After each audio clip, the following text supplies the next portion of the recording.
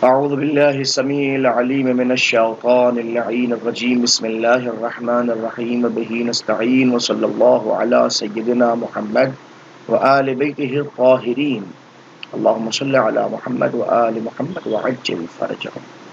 ناظرین محترم، السلام علیکم ورحمۃ اللہ تعالی وبرکاتہ. آئیے قرآن سمجھے کے عنوان پر مسلسل گفتگو جاری ہے، اور آپ حضرات کی خدمت اقدس میں خصوصیت کے ساتھ ان 26 آیتوں سے متعلق گفتگو کی جا رہی ہے کہ جن کے متعلق کچھ ناسمجھ لوگوں نے سپریم کورٹ آف انڈیا میں یہ رٹ دائر کی کہ ان آیتوں کو قرآن مجید سے نکال دیا جانا چاہیے. گویا قرآن مجید کو نازل کرنے کا حق اور اس کو سنبھال کے رکھنے کا حق، اس کو دیکھنے کا حق جو ہے وہ سپریم کورٹ آف انڈیا کے پاس میں موجود ہے. اس طرح کی جسارت مختلف لوگ کرتے رہتے ہیں اور اس کی بھی پوری ایک تاریخ ہے. ہم ان کے متعلق کچھ نہیں کہنا چاہتے، وہ جو چاہیں کہیں، لیکن البتہ اپنے نوجوان نسلوں تک یہ پیغام پہنچانا چاہتے ہیں کہ جو وہ اعتراض پیش کر رہے ہیں ان اعتراضات کو سمجھنا اور ان اعتراضات کے صحیح جوابات کو بھی محفوظ کرنا یہ ہماری اور آپ کی صحیح ذمہ داری ہے. ظاہر ہے کہ ہم اس منزل کے اوپر کسی نگیٹو فکر کو سامنے نہیں رکھنا چاہتے، بلکہ ہم پازیٹیو فکر کو سامنے رکھنا چاہتے ہیں. تھنک پازیٹیو یہ ہمارے دماغ میں موجود ہے.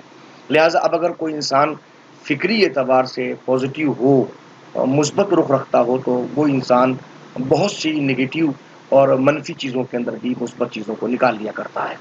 آئیے میں گفتگو کو مزید آگے بڑھاؤں. کل ہم نے سورہ مبارکہ توبہ کی آیت نمبر 28 کو پیش کیا تھا. سورہ مبارکہ توبہ کی آج آیت نمبر 29، یعنی لگاتار دوسری آیت، 28 کے جسٹ بعد دوسری آیت یہ آپ کی خدمت اقدس میں پیش کی جا رہی ہے. آئیے پہلے آیت پڑھتے ہیں، اس کے بعد اس کے متعلق کچھ تبصرہ کرتے ہیں. بسم اللہ الرحمن الرحیم. قاتل الذین لا یؤمنون باللہ ولا بالیوم الآخر ولا يحرمون ما حرم اللہ ورسولہ ولا يدينون دين الحق من الذين اوتوا الكتاب حتى يؤتوا الجزية عن يد وهم صاغرون. ارشاد ہوتا ہے کہ اہل کتاب میں سے جو اللہ اور روز آخرت پر ایمان نہیں رکھتے، نہیں اللہ پر ایمان نہیں رکھتے اور روز آخرت پر قیامت میں ایمان نہیں رکھتے، اور اس کے رسول نے جو کچھ حرام کیا ہے اسے حرام نہیں ٹھہراتے اور دین حق کو بھی قبول نہیں کرتے، تو ان لوگوں کے خلاف جنگ کرو یہاں تک کہ وہ ذلیل ہو کر اپنے ہاتھوں سے خود جزیہ ادا کر دیں. اب دیکھیے یہاں پر بھی اعتراض یہ سامنے آتا ہے کہ قرآن مجید لفظ قاتلو سے گفتگو کا آغاز کر رہا ہے. اچھا، میں پہلے اس بات کو عرض کر دوں کہ مختلف میرے مومنین نوجوان اس بات کو دیکھ رہے ہوں گے کہ میں سورہ توبہ کی تلاوت کر رہا ہوں اور تلاوت سے پہلے بسم اللہ الرحمن الرحیم کی تلاوت بھی کر رہا ہوں. حالانکہ ہمارے یہاں دستور ہے، طریقہ ہے، اسلوب ہے کہ بزرگوں نے سمجھایا، اساتذہ نے پڑھایا ہے کہ جب بھی سورہ مبارکہ توبہ کو پڑھو تو اس سورہ کے اندر بسم اللہ الرحمن الرحیم کا نزول نہیں ہوا ہے. حالانکہ یہ بسم اللہ الرحمن الرحیم بس بعنوان افتتاح ہے، ہم کیونکہ آیت کی ابتدا کر رہے ہیں اس لحاظ سے، ورنہ اس سورہ کے اندر رحمان اور رحیم ہونے کا تذکرہ تو بارہا کیا گیا ہے. البتہ خدا کی رحمان الرحیم کا ابتدا میں کیا گیا ایسا کچھ نہیں ہے، بلکہ علماء جب اس سورہ کو پڑھتے ہیں تو اعوذ باللہ من غضب الجبار پڑھتے ہیں، یعنی کہ اللہ سبحانہ و تبارک و تعالیٰ کے جبر اللہ سبحانہ و تبارک و تعالیٰ کے جبر اور اس کے قہر و غلبے کی پروردگار ہی سے ہم پناہ مانگتے ہوئے اس سورہ کی ابتدا کرتے ہیں. اب مسئلہ یہی ہے کہ یہ آیہ کریمہ بھی قاتلو سے گفتگو کی شروعات کر رہی ہے. قاتلو، قتال کیجئے. تو پہلا تو اعتراض یہی سامنے آتا ہے کہ جناب جو کتاب ہدایت ہے اس کے اندر قتال کا تذکرہ کیوں بار بار قرآن قتال، مارنا کاٹنا، جس انسان کو مسلسل مارنے کاٹنے کا ذکر کیا جائے گا، مسلسل کہا جائے گا، تو وہ کیا مار کاٹ نہیں کرے گا تو کیا کرے گا؟ وہ دہشت گرد نہیں بنے گا تو کیا بنے گا؟ اس کا کام ہی دہشت گرد بن جانا ہے. یعنی اس طرح کی بات دماغ میں لے کے آئی جائے. دوسری بات کیا کہ یہاں پہ باقاعدہ جزیے کا تذکرہ ہے. جزیہ کیا؟ جزیہ ٹیکس ہے جو مسلم حکومت جو ہے وہ نان مسلم سے لیتی ہے. تھوڑا سا گفتگو یہاں پر بھی ہو اور بہت ہی اچھی گفتگو سامنے آئے گی. میرے نوجوان اور میرے دوست اگر بہت توجہ کے ساتھ سنیں گے تو بڑا لطف اٹھائیں گے. پہلی بات میں بار بار کہوں کہ اسلام قتال کو آخری حربے کے طور پر استعمال کرتا ہے، ابتدائی مرحلے پہ استعمال نہیں کرتا.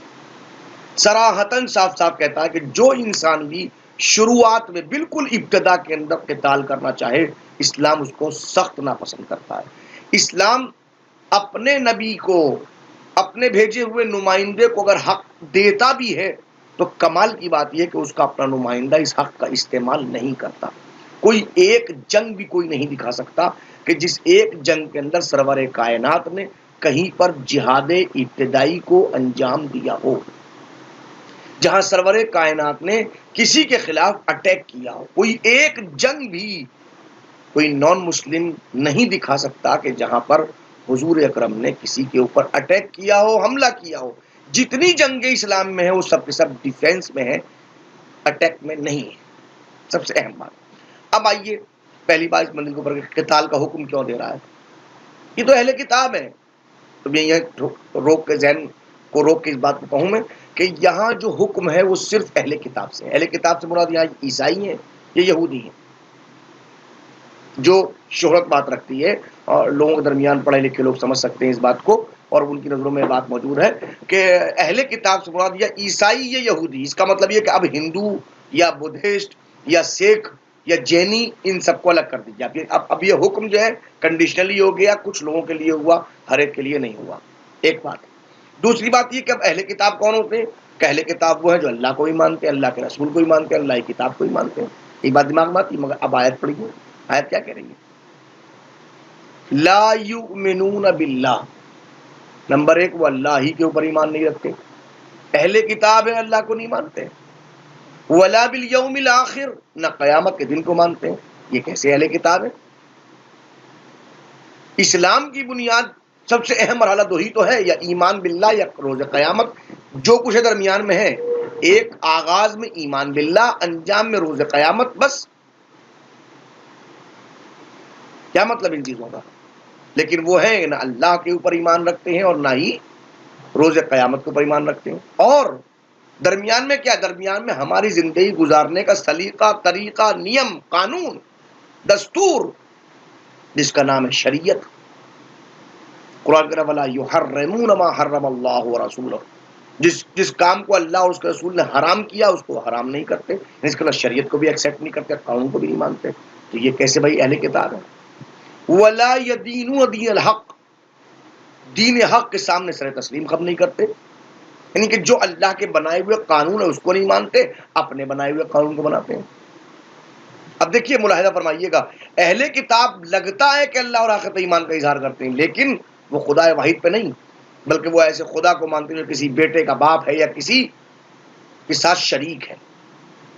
وہاں واحد کا مطلب ایک نہیں ہوتا، 3/1 ہوتا ہے، 3 میں سے کوئی ایک اللہ ہے۔ یہ کیا مطلب؟ دوسری بات، وہ روز قیامت کا تصور پیدا کرتے ہیں، اس روز آخرت کے اندر جو اسلام نے پیش کیا بالکل اپوزٹ ہے۔ ان کے نزدیک قیامت کا دن کا مطلب یہ ہے کہ اس دن اللہ انصاف نہیں دے گا، بلکہ نسلی طور کے اوپر کچھ لوگوں کو اٹھا کے جنت میں رکھ دے گا۔ تو ہم عیسائی کہتے ہیں ہمیں اٹھا کے رکھے گا، باری پوری کائنات کو نرک میں ڈال دے گا، جہنم میں ڈال دے گا۔ یہودی کہتے ہیں ہمیں اٹھائے گا، چونکہ ہم موسیٰ کے ماننے والے ہیں، ہم بنی اسرائیل ہیں۔ اس کا مطلب بنی اسرائیل میں ہونا ہی یہ انصاف ہے؟ کیا روز قیامت؟ قرآن صاف صاف انکار کر رہا۔ اب ملا کے دیکھ لیجیے، ان کے عقائد کو اٹھا لیجیے، ان کی کتابوں کو اٹھا کے دیکھیے، یہاں دیکھ لیجیے اسلام کیا کہہ رہا ہے۔ پھر وَلَا يُحَرِّمُونَ مَا حَرَّمَ اللَّهُ، شریعت کو نہیں مانتے، دین حق کو نہیں مانتے۔ جو دین اللہ کی طرف جاتا ہے اس کو تسلیم نہیں کرتے، وہ یہ اپنی خواہشات کو دین بنا کے پیش کرتے ہیں، اللہ کے بنائے ہوئے دین کو تسلیم نہیں کرتے۔ لہذا اب یہ کہا گیا کہ ایسے اہل کتاب کے ساتھ جنگ کرو، اس لیے کہ نہیں کہ ہم تم کو جبری طور کے اوپر، قہری طور کے اوپر زبردستی ان کو مسلمان بناؤ، نہیں، بالکل نہیں۔ بلکہ ان کا مطلب یہ کہ اپنی خواہشات کو الگ کر کے اسلام کے بیان کردہ قانون کے مطابق آزادی کے ساتھ زندگی بسر کریں۔ اب آپ کہیں گے کیا مطلب؟ اس کو تھوڑا سمجھیے۔ قرآن کی آیت کے دوسرا ٹکڑا جو اس کے بعد جو ٹکڑا ہے وہ بہت اہم ٹکڑا ہے، جس کی طرف جملہ ہے ایک جملے کا حتی یعطوا الجزیۃ عن ید وہم صاغرون، یہاں تک کہ وہ جزیہ کسے کہتے ہیں؟ جزیے کا مطلب کیا ہے؟ جزیہ کسے کہتے ہیں؟ جزیہ کا مطلب کیا ہے؟ ذرا ملاحظہ فرمائیے گا۔ جزیہ کیا ہے؟ جزیہ کہتے ہیں ڈکشنری کے اعتبار سے بدلے کو۔ ایک قسم کا ٹیکس کہتے بھی لوگ سنا ہوگا آپ نے، مسلمان حکومت میں غیر مسلم لوگوں سے ٹیکس لیا جاتا ہے جس کا نام جزیہ ہے، جزیہ ٹیکس، جزیہ ٹیکس کیا ہے؟ جزیہ ٹیکس آئیے، بدلہ مسلمان بھی دیں گے، بدلہ نان مسلم بھی دیں گے۔ فرق اتنا ہے کہ جو کام اسلامی حکومت میں مسلمان ادا کریں اس کو زکوٰۃ کہا جاتا ہے، اور جو کام نان مسلم کریں اسے جزیہ کہا جاتا ہے۔ کیوں؟ اس لیے کہ زکوٰۃ مالی واجبات کے اندر وصول کی جاتی ہے، ایسے ہی مالی واجبات کے اندر نان مسلم سے بھی جزیہ لیا جاتا ہے، یعنی معاوضہ لیا جاتا ہے۔ وہ ہمارے احکام کو نہیں مان رہے ہیں، ہمارے احکام کو تسلیم نہیں کر رہے ہیں، مگر وہ بدلہ دیں اس منزل کے اوپر۔ اب آئیے، اس کے عوض کیا کرتا ہے؟ بدلہ ہے نا، معاوضہ ہے۔ بدلہ میں کیا ہے؟ اہل کتاب کی جان، مال، عزت، ناموس کے تحفظ کی مکمل ذمہ داری اسلامی حکومت کی ہوتی ہے۔ اب مسلمان حکومت جیسے مسلمانوں کا دفاع کرتی ہے ویسے ہی اہل کتاب کا بھی دفاع کرنا اس کے اوپر واجب ہے۔ اور پھر یہی نہیں، اپنے مذہب کے اوپر مکمل طور سے آزادی کے ساتھ عمل کرنے کی اسلام ان کو اجازت بھی دیتا ہے، بلکہ اجازت نہیں دیتا، موقع بھی فراہم کرتا ہے۔ تمہارے پاس مندر نہیں، مندر لے لو، تمہارے پاس یہ نہیں، یہ لے لو، تمہارے پاس یہ نہیں، جو چاہے، بہت ساری چیزیں۔ حد یہ زکوٰۃ مسلمان نے بھی دی، جزیہ نان مسلم نے بھی دیا۔ اسلامی حکومت کے اندر کہا تھا کہ اگر ان کے پاس میں فرض کیجئے ایسے حالات پیدا ہو گئے، وہ مزدوری نہیں کر سکتے، وہ اپنا بزنس نہیں چلا سکتے، وہ اپنا کوئی کام نہیں کر پا رہے ہیں، ایسی منزل کے اوپر مسلمان بھی ایسے ہیں، وہ بھی ہیں، بیت المال سے مسلمان کو بھی حصہ ملے گا، اس کو بھی، تو چونکہ وہ محنت مزدوری نہیں کر پا رہا ہے اس کو دیا جائے، لو تم لو۔ ایسے ہی وہ نان مسلم جو جزیہ دیتے ہیں، اگر وہ محنت مزدوری نہیں کر سکتے اسلامی حکومت کی طرف سے، ان کو بھی معاوضہ دیا جائے گا بیت المال سے۔ اب بتائیے یہ کیا ہے؟ جزیے کا مطلب کیا ہے؟ ایک بات سب سے اہم منزل، اب دیکھیے، مسلمان زکوٰۃ دیتے ہیں، نان مسلم جزیہ دیتے ہیں۔ کسی نے اٹیک کر دیا اسلامی حکومت کے اوپر، مسلمان اس کے حوالے سے جا کے ڈیفینس کریں گے، لیکن ملک کے استحکام کے لیے نان مسلم کو جنگ میں جانے سے بالکل معاف رکھا گیا ہے، بالکل نہیں، کہیں ضرورت نہیں ہے، آپ اپنے گھر میں رہیے، حکومت اسلام کی ہے، مسلمان جائیں گے، آپ نہیں جائیں گے، جزیہ دیا ہے، آپ اپنے گھر بیٹھیے۔ ان کا کام اسلامی حکومت کی بالادستی قائم کرنا ہے، اسلامی حکومت کی رعیت بن کے رہنا ہے، اسلامی قانون کے سامنے سر نیاز خم کر دینا ہے، اور انسانی حقوق کی پابندی کرتے ہوئے زندگی بسر کرنا ہے۔ اور پھر آپ اب جو بات میں عرض کر رہا ہوں اس کو بہت توجہ سنیے گا، یہ وجہ ہے کہ عورتوں کے ساتھ، بوڑھوں کے ساتھ، جتنے نابینا ہیں، جتنے معذور ہیں، جتنے دیوانے ہیں، ان کے اوپر کوئی جزیہ نہیں ہے۔ ایسا نہیں ہے کہ عورتوں کو اپنے لیے، بوڑھوں کو اپنے لیے، نابینا جتنے ان کے لیے، معذوروں کو، دیوانوں کو اپنے اسلامی حکومت میں رہنے کے لیے جزیہ دینا پڑے گا۔ جزیہ اسے دینا ہے جو ان کیٹیگریز میں نہیں آتا، جو کما سکتا ہے اور کما رہا ہے وہ دے، کوئی احسان تھوڑی ہے۔ ملاحظہ فرما رہے، اسلامی تھنکنگ سمجھیے گا، اسلامی مزاج سمجھیے گا۔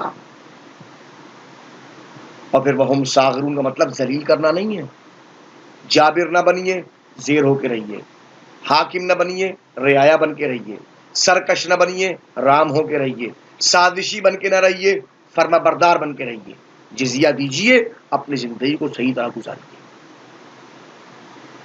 اب یہاں اہل کتاب سے اس طرح گفتگو کرنا یہ اسلام کی حقانیت کی اہم ترین دلیل ہے۔ اب اگر کوئی یہ کہے کہ اس آیت کو قرآن سے ریموو کر دیا جائے تو معاف کیجیے گا، وہ قرآن سمجھ نہیں پا رہا ہے، اسے چاہیے کہ قرآن کو سمجھنے کے لیے اہل علم کے سامنے زانو ادب کو طے کرے۔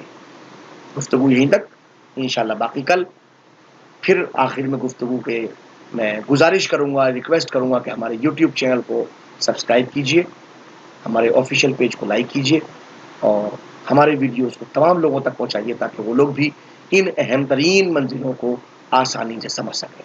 وآخر دعوانا ان الحمد للہ رب العالمین۔